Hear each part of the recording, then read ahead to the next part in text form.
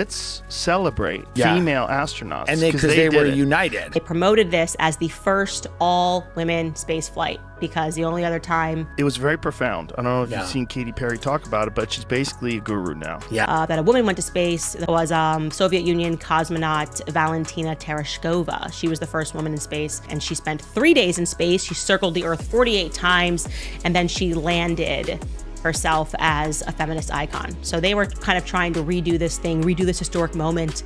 And they're like, we're just gonna have so many celebrities and activists, we're gonna launch them into space. And then they just made it super girly. Because a lot of men astronauts, they have to go to school. Right. They have to learn how to be a pilot first. Then they have to join the Air Force or the Navy. And then they get appointed by NASA. That's right. And then they go to space. You are officially an astronaut. Thank you so much. How do you feel? I feel super connected to love. So, Katy Perry went to space, or she thinks she did. 10 minutes in a flying billionaire toy, and suddenly it's a life-altering, deeply spiritual mission that deserves global applause. She landed, kissed the ground like she survived Apollo 13, and gave interviews like she discovered a new planet. And the media eating it up. Tears, headlines, empowerment speeches, all for a ride that lasted less time than it takes to microwave a burrito. But the only thing that actually launched their egos. Let's break down the fakest, cringiest space mission of all time. So connected to love. I think this experience has shown me you never know how much love is inside of you, like how much love you have to give, that strength. So I feel really connected to that strong, divine feminine right now. By the way, is the most critical milestone of this whole ascent. Oprah watching her best friend go to space.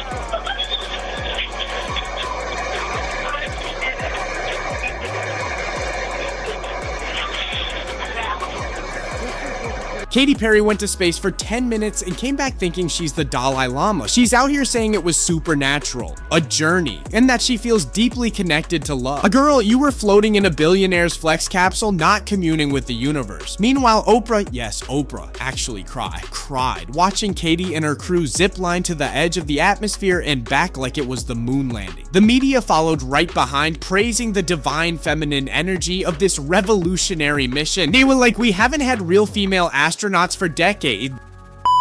Scientists, engineers, pioneers who didn't need a flower and a press tour to prove their worth. This wasn't progress, it was pure performance. Floating in zero-G doesn't make you a sage, it makes you light enough to fit in Bezos' PR budget. To have so many celebrities and activists, we're gonna launch them into space.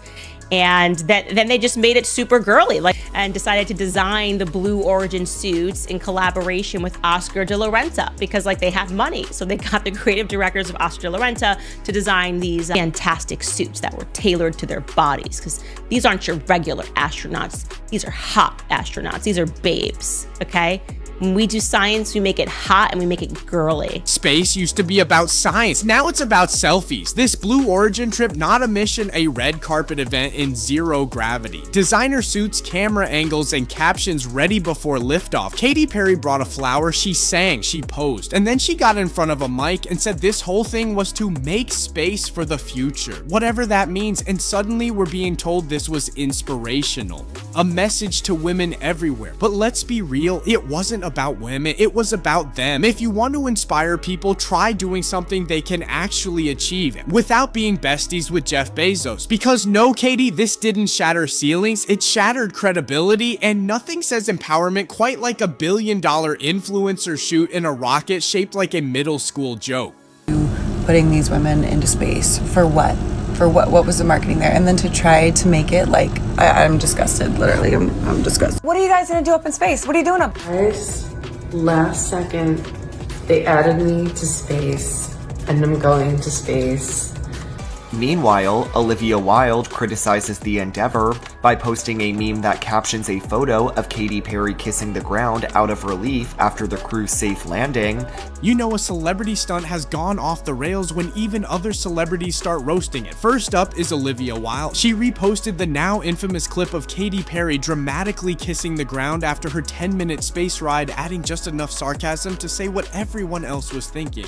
Space exploration was to further our knowledge and to help mankind. I mean, What are they gonna do up there that has made it better for us down here? Then there's Olivia Munn, who threw subtle shade by liking and commenting on posts that mocked the all-female mission for what it really was, a vanity project wrapped in a press tour. Last second, they added me to space, and I'm going to space. Amy Schumer, never one to miss a punchline, joked that she was added to the space crew last minute like it was an Uber pool. I was on the subway with snacks in my bag and they said, "Wanna go to space?"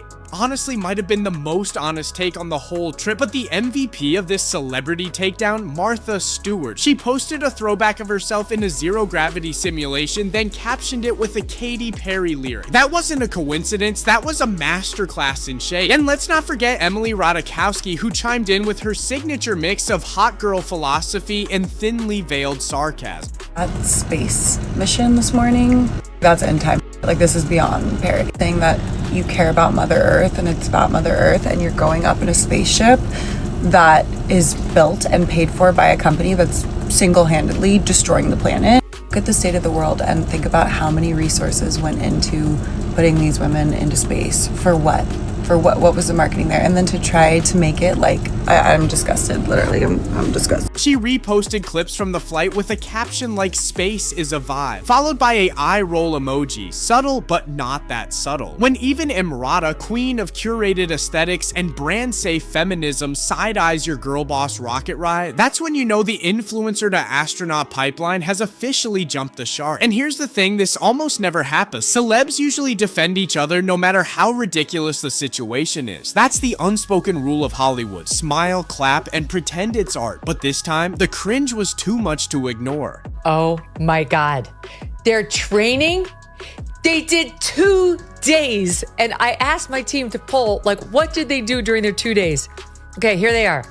They spent the past 2 days at facilities for Blue Origin going over preparations, according to Blue Origin's Ariane Cornell. Their tasks included practicing how to get into and out of the New Shepard capsule. You go in, and then you go out. Oh, once again, ladies. The group also practiced how to put on and take off their seatbelts. They had to get fitted in their flight suits, guys. They had to get fitted, and they had to learn how to communicate with ground control through all their training. It all comes down to this. Let's talk about the crew training. 2 full days of preparation, right? Sounds serious. Until you realize what that actually included, learning how to buckle a seatbelt. That's it. That was the training montage. No simulations, no emergency protocols, just buckle up, smile for the camera, and remember which window to wave out of. Meanwhile, real astronauts train for years. They go through physical endurance, zero-G simulations, survival courses, even underwater missions to prep for space. But these ladies, they practice climbing into a capsule and then climbing out again. That's not astronaut training. That's boarding a ride at Disney. So next time someone says this mission was historic, remind them, the only thing launched into space was a handful of influencers and a whole lot of marketing. Katy Perry, I just want to congratulate you on being the first astronaut to sing in space for real. Thanks, Jeff. It was one small step for women, one giant leap for my lifetime's tour. By the way, it's Captain Perry now. I am going to space now, husband. You're an astronaut? I am astronauty.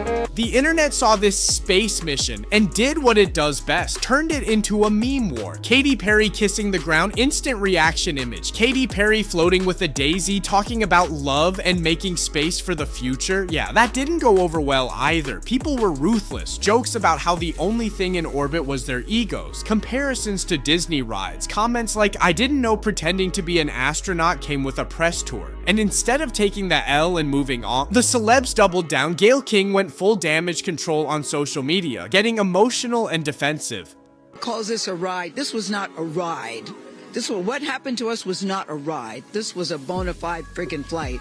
Please don't call it a ride, but it was a journey. She insisted it was inspiring, powerful, and deeply meaningful. Meanwhile, Katy was out here saying, like, we weren't just taking up space, like, we were making space. Like, the memes were brutal. The backlash deserved. Because let's be honest, the internet handled this mission with more precision than the flight crew ever did. The mission accomplished absolutely nothing. No science, no research, no new frontier broken. They weren't astronauts. They weren't pilots. They weren't engineers. They were passengers in fancy suits holding daisy flowers. Everything was automated. The entire flight was remote controlled from the ground. They didn't touch a button, flip a switch, or even open a juice pouch without help. Meanwhile, real astronauts train for years, risk their lives, and push the limits of human exploration. This was the billionaire-sponsored TikTok with slightly better lighting, so please spare us the speeches about empowerment and trailblazing. Because what really launched that day was a whole lot of marketing. They didn't make history, they made headlines. This wasn't space exploration, it was luxury cosplay. While they floated in PR glory for 10 minutes back here on Earth, most people can't afford a carton of eggs. Until then, this was not space, it was a 10-minute flex in a flying meme. Like, comment, subscribe, let's see where this dick rocket backlash goes, and I'll catch you guys in the next one.